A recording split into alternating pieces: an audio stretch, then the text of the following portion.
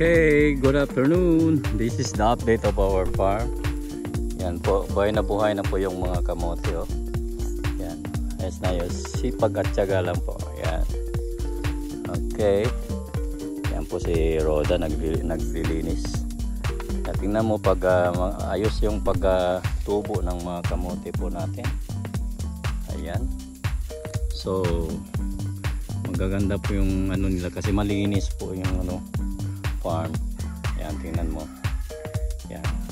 Okay, so lumalawak na rin po yung nalinisan namin dito. Malawak na.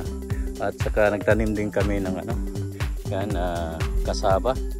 Yan, buhay na po, lilinisan pa ni Rod at nilinisan niya doon. Maganda na po yung ano niya. Yung mga saging natin buhay na. Ayan. Ito yung mga kasaba. Buhay na po. Kasama ng ano, may saging at ayan. Yan, at saka ayan yung mani naman, tinanim namin dito. Buhay na yung watermelon, no? Nilagyan ko ng bye-bye yung watermelon. So, buhay na. Yan yung watermelon. Okay. Yan, nandun pa. Buhay na po yung watermelon. Okay, andito yung mga mani. Ayan, ang mani po ay buhay na po. Ayan. Nakapila yan, nakaline at saka lilinisan pa yan ng gusto. Hindi pa natapos to paglinis, konti na lang. Marami po yan, oh. So marawak din po mga mani po yan dyan, manian. Ayan. At saka dito yung mga saging naman tinanim ko doon. Buhay na. Yan, lumalawak na rin yung nalinis namin. At least may nagawa din tayo yan. Buhay na yung mga saging. Yan, taba pa. Okay. Buhay na yung mga saging. Okay, yan.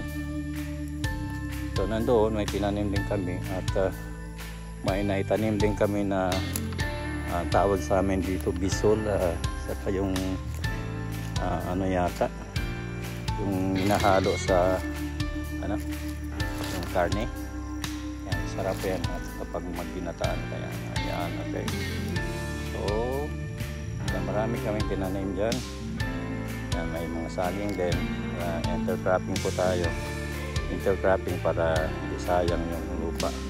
Yan, pahaba po yan doon tinanim namin. So ayan. Okay. So ayan, ayos na yung pagkagawa.